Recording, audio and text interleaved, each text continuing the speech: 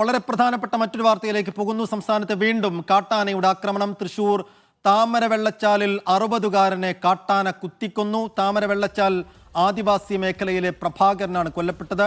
വനത്തിനുള്ളിൽ വെച്ചാണ് ആക്രമണം ഉണ്ടായത്.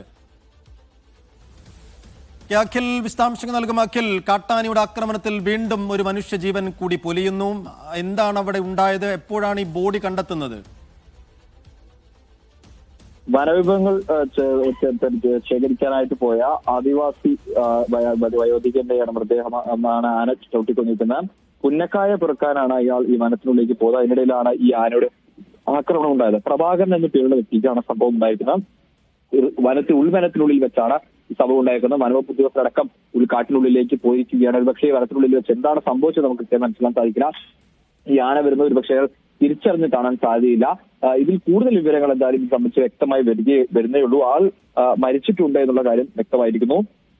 വനവകുപ്പ് ഉദ്യോഗസ്ഥർ ഉള്ളിലേക്ക് പോയിട്ടുണ്ട്. ഈ താമരവെള്ളച്ചാൽ സ്വദേശിയാണ് മരിച്ചിട്ടുള്ളത്.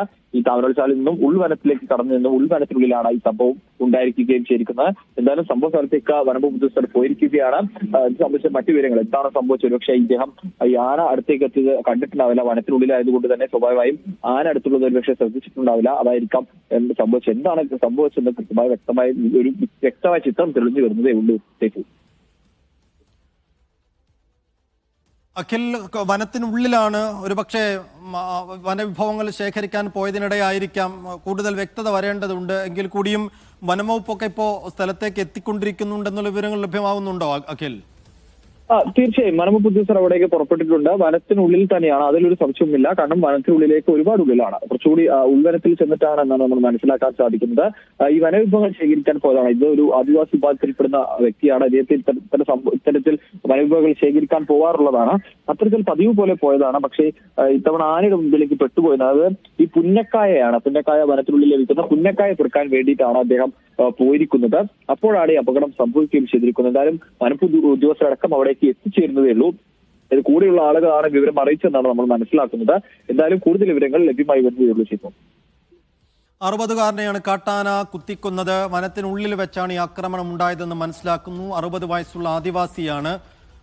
വനവിഭവം ശേഖരിക്കാൻ പോയ സമയത്താണ് ഈ ആക്രമണം ഉണ്ടാകുന്നത്. ഇപ്പോൾ ഈ 2025 പിറന്നതിന് ശേഷം തന്നെ കാട്ടാന, അതിൽ വന്യജീവികളുടെ ആക്രമണത്തിൽ കൊല്ലപ്പെടുന്ന 13ാമത്തെ ആൾ കൂടിയാണ് ഇപ്പോൾ ഈ പ്രഭാകരൻ എന്നുകൂടി മനസ്സിലാക്കണം. കൂടുതൽ വ്യക്തത വരേണ്ടിയിരിക്കുന്നു. എപ്പോഴാണ് ഈ ആക്രമണം ഉണ്ടായത്, എപ്പോഴാണ് പ്രഭാകരൻ കാടിൻ്റെ ഉള്ളിലേക്ക് പോയത് എന്നൊക്കെയുള്ള കാര്യങ്ങളിൽ വ്യക്തത വരേണ്ടതുണ്ട്. നിലവിൽ വനംവകുപ്പ് ഉദ്യോഗസ്ഥർ ഈ സ്പോട്ടിലേക്ക് എത്തിക്കൊണ്ടിരിക്കുകയാണെന്ന് മനസ്സിലാകുന്നു. തൃശൂർ താമരവെള്ളച്ചാലിലാണ് ഈ ആക്രമണം ഉണ്ടാകുന്നത്. താമരവെള്ളച്ചാൽ ആദിവാസി മേഖല കൂടിയാണ്. അവിടെയുള്ള പ്രഭാകരൻ, 60 വയസ്സുള്ള പ്രഭാകരനാണ് കൊല്ലപ്പെട്ടത്. വനത്തുള്ളിൽ വെച്ചാണ് ആക്രമണം ഉണ്ടായത് എന്നുള്ളൊരു പ്രാഥമിക വിവരങ്ങൾ മാത്രമാണ് ഇപ്പോൾ പുറത്തു വരുന്നത്. വനംവകുപ്പ് ഉദ്യോഗസ്ഥരടക്കം സ്പോട്ടിലെത്തിക്കഴിഞ്ഞാൽ മാത്രമേ കൂടുതൽ വ്യക്തത വരൂ എന്നുള്ളതും കൂടിയുണ്ട്. എന്തായാലും 60 വയസ്സുള്ള പ്രഭാകരൻ കാട്ടാനയുടെ ആക്രമണത്തിൽ കൊല്ലപ്പെട്ടിരിക്കുന്നു.